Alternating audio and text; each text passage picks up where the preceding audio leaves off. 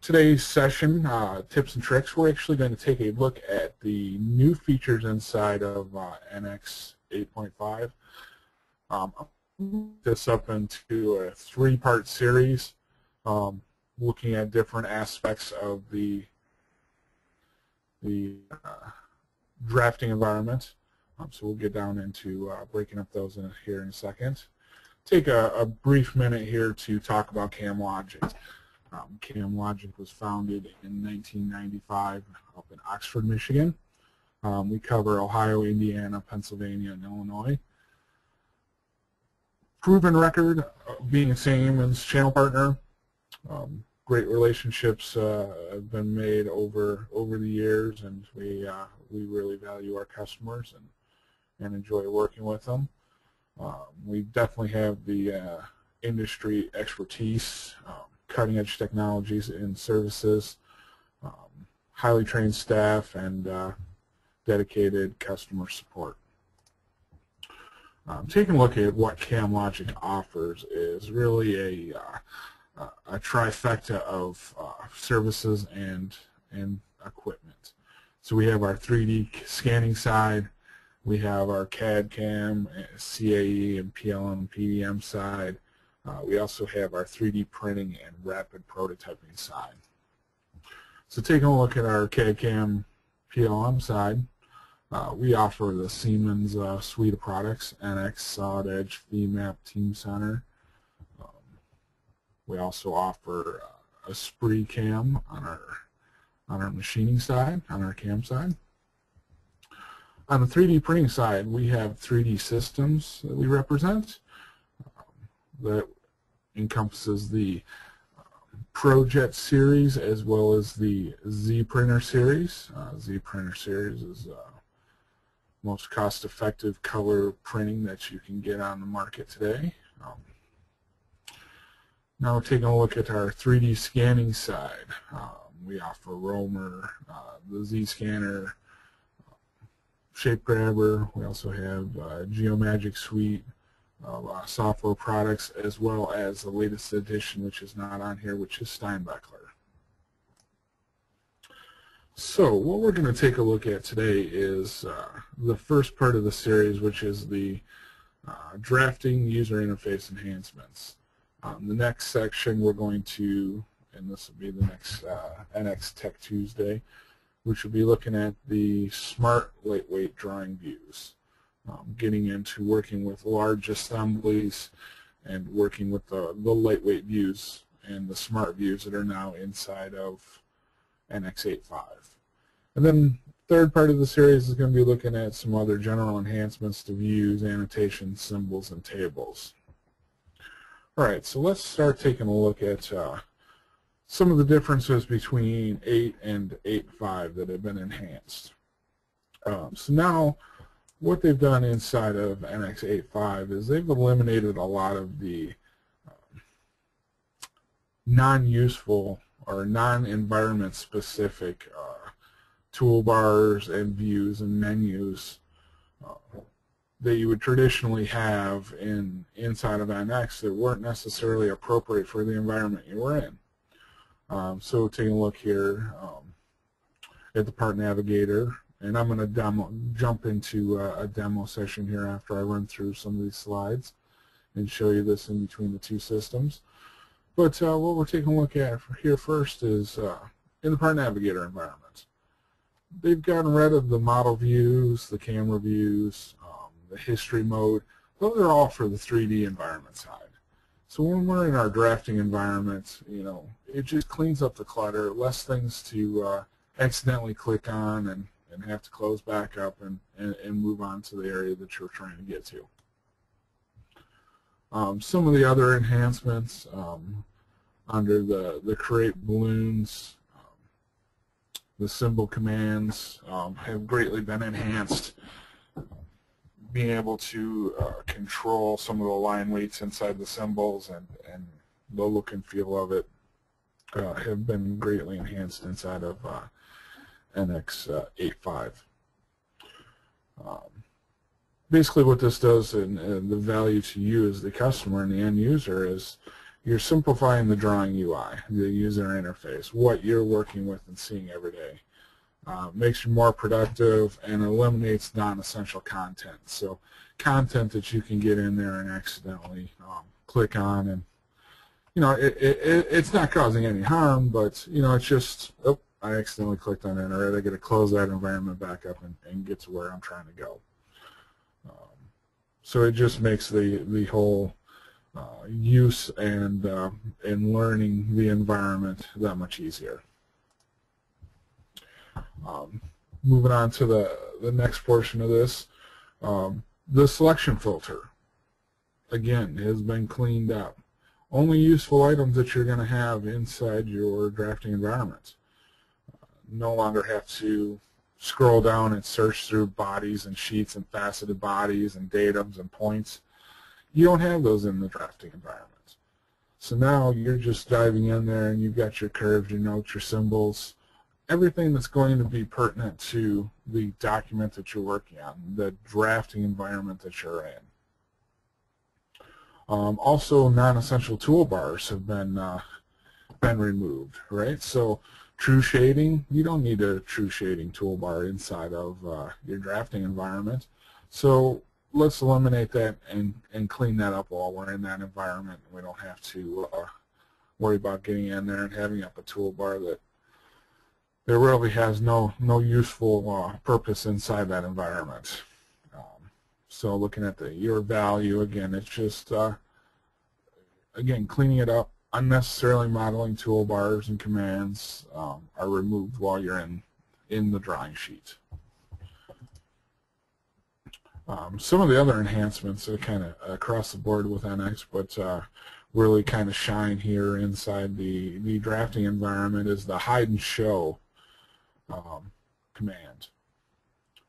Gives you a great dialog box for getting in there and hiding and showing balloons, dimensions, your title bar. Again, it's just great for getting in there and hiding and showing those components. We've also got some of the modeling views have been standardized. So when you're working inside of your 3D model and you're setting up views, maybe for some PMI, when you're in your drafting environment, you're going to have those same type names. So you're gonna know and see each environment to keep those the same. Also, you can inherit information from datum control frames. So once you've kind of configured and set up maybe the text size, the text format, the line weight of the actual control frame, you can inherit that when you're going to place a new one and drive all those controls into your new datum frame and be able to reuse that quickly and really efficiently. Looking at some of the text and PMI enhancements inside of 8.5, you now have standard font control. Preferences and styles have been enhanced. You now have your bold, italic, and bold, italic type information. Symbol font files, which are provided with NX, are mapped to display to the symbol standard and the font types. So, right, if I change a font style, I'm also going to get a symbol style that represents the same type of font. And when we get into the demo side here, I'll bring that up and show that to you. Inside 8.5, you really have a lot more control and a lot more ability to really clean up your drawing and make a nice visual appearance for your detail sheet.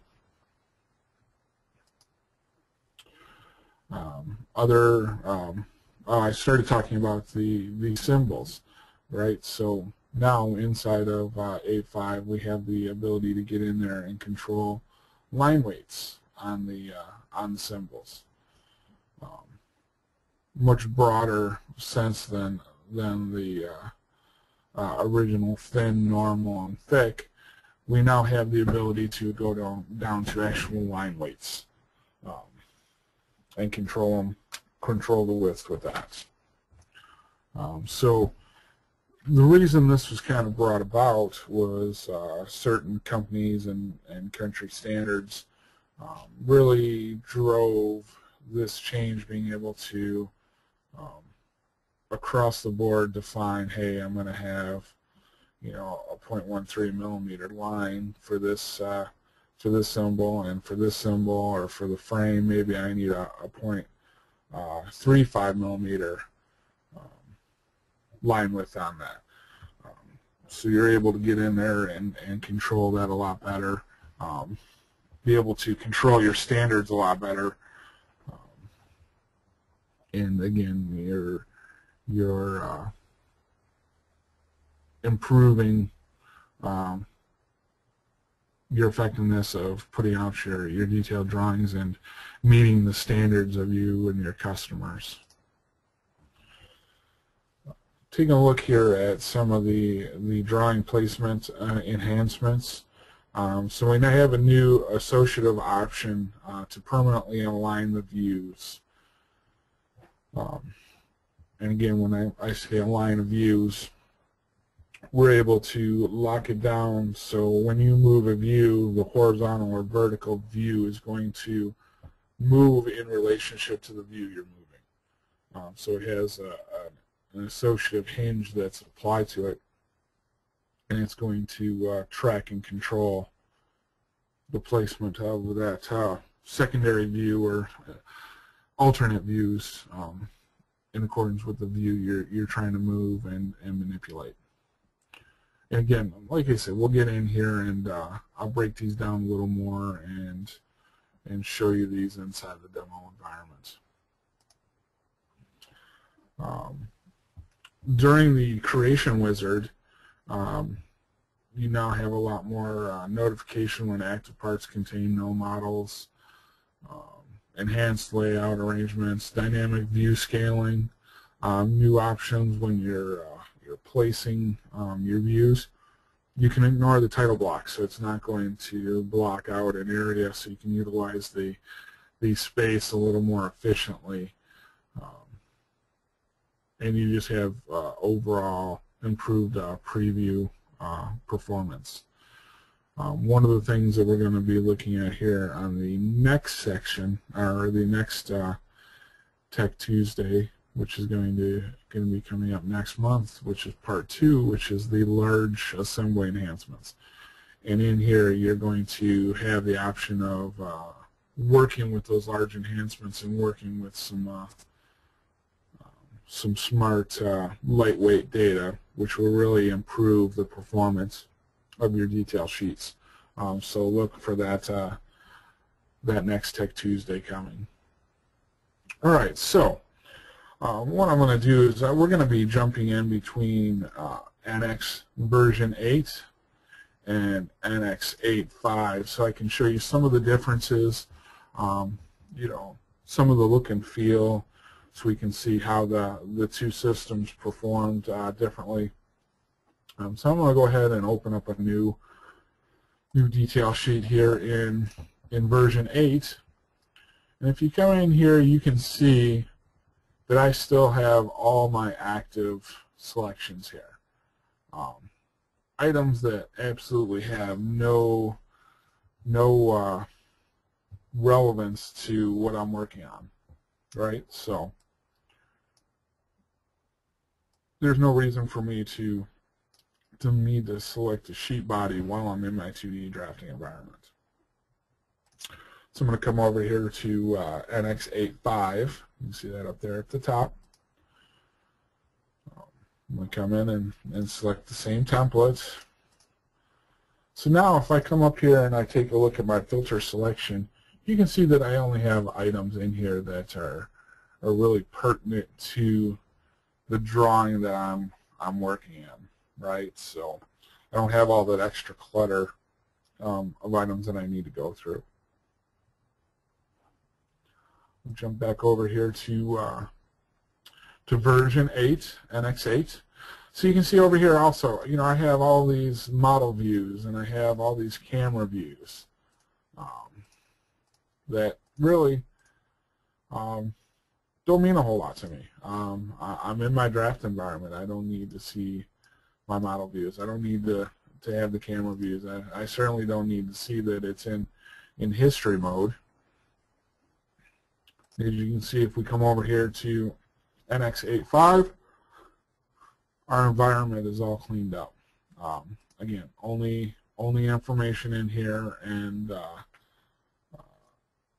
controls that are pertinent to our draft environment inside of NX85. So next we're going to take a look at the toolbars, right? So I'm going to come in here and change my rules real quick.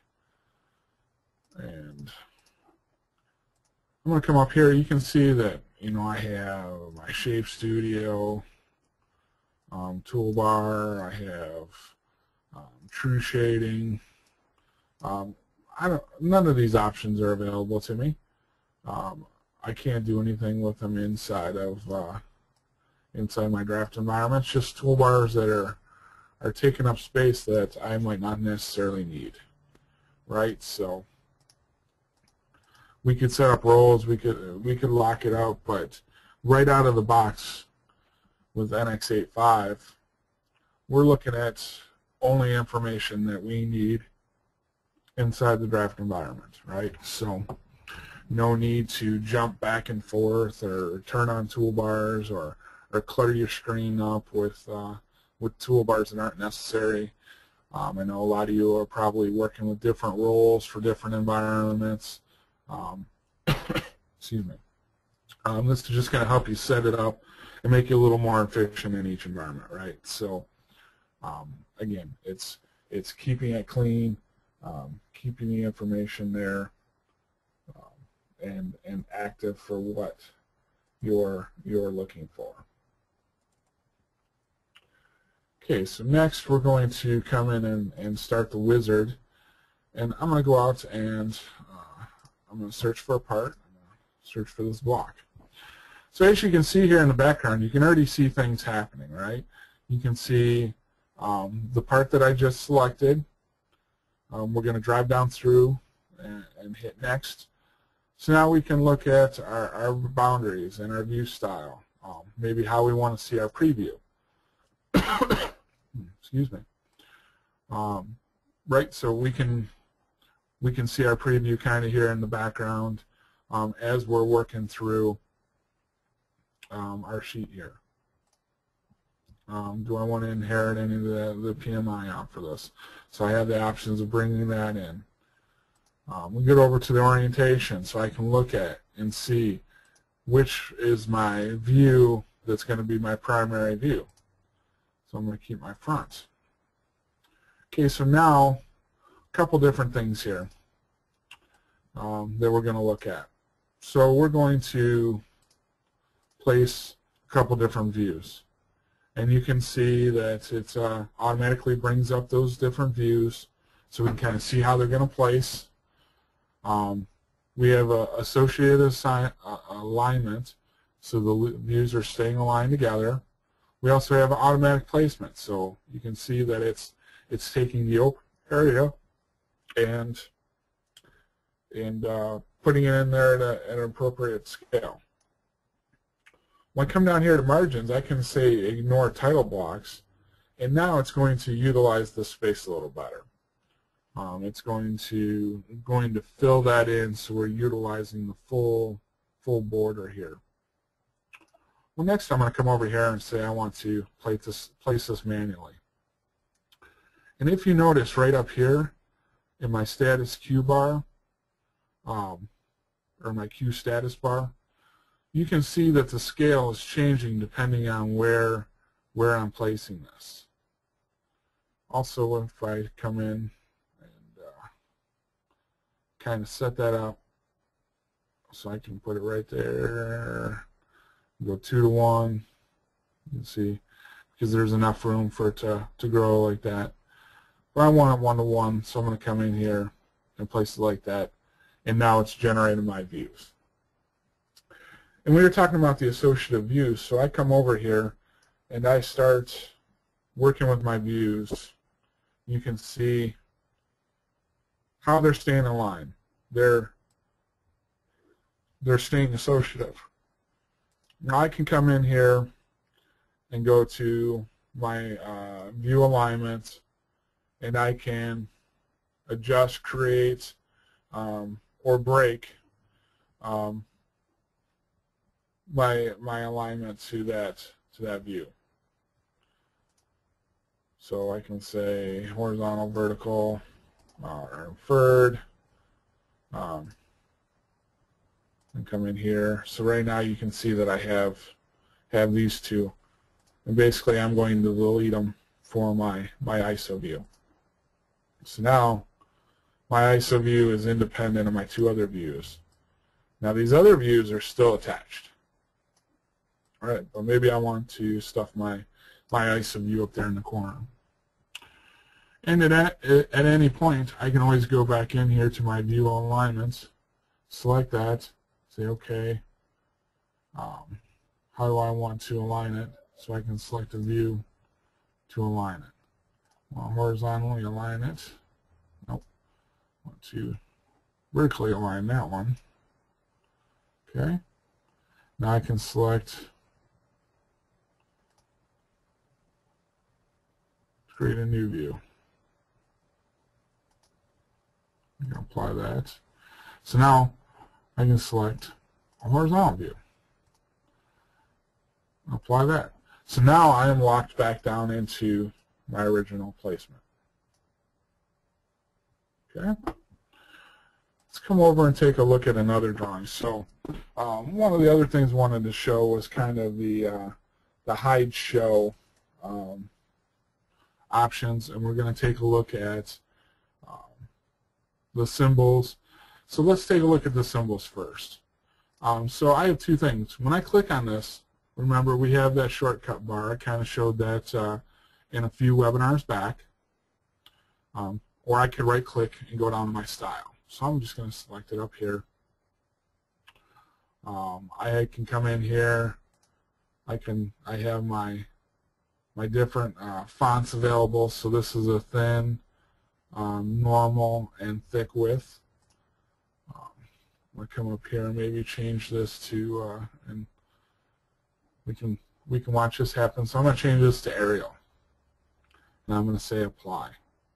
So you can see that that whole datum frame there kind of changed and controlled there. So I'm going to come in and do an edit next. Well, let's take a look at some of my other styles in here. So I'm going to take a look at my symbol, and here you can see that I can change my thicknesses, right? So I'm going to come in here, change my thickness. Now you see I'm going to change my thickness of my overall border. So I'm going to apply that and say OK. So now the next thing we were talking about was being able to take that information and inherit that into another datum control frame. So I'm just going to slide down here to my inherit, select that, select my frame. Now you can see that I'm matching all my properties inside of my datum control frame. And come in here, change my information. I can add, maximum material condition, anything that I need to add. I'll have that for my new datum control frame, but I'm working off the inherited information off the original. Okay, great. So I think the last thing we're going to take a look here is we're going to take a look at the enhancements with the hide and show. So when we get into the hide and show environments, you can see that I can break this out, and basically I have each portion of my information inside my drawing. So maybe I want to turn off the title block. I just come in here and hit my minus. Now you can see that my title block has been hidden. Maybe I want to hide a parts list. Again, just simply get in there and hide and show. Maybe I want to hide all the tables. Maybe I want to hide all the annotations, or hide all the drawing objects, and I just want to see my actual views, or I can turn them back on. So it makes it real nice to get in there and hide and show in these different environments. Okay. So that's going to take us back over here to our PowerPoint. So we'll wrap up here, taking a look at, again, some more offerings here at CAMLogic. We do offer training. We do have a couple of classes coming up. April 1st through the 5th, we have an NX Essentials class coming up, and NXCAM Fundamentals class coming up on April 8th. So for any information there, please contact us on our website or give us a call. You can give me a call direct. Again, my name is Jason West. This webinar should be up on YouTube within the next 24 hours, so you can go back to it. Maybe there was something that you wanted to catch back there and review. So that'll be up there on the web, up on the YouTube under the CAMLogic. Here's my my contact information. So again, feel free to contact me direct with anything you'd like to see in upcoming Tech Tuesdays, or if you have any questions on NX Team Center. I also work with the Solid Edge product, the Insight and the Insight XT, as well as Cortona 3D. You can find us on LinkedIn, blog, Facebook, YouTube, Twitter. Sign up, get some updates, find out where we're at, what we're doing, events we're hosting. So again, I'd like to thank you, and from our partners and from all of us here at CAMLogic, thank you for attending.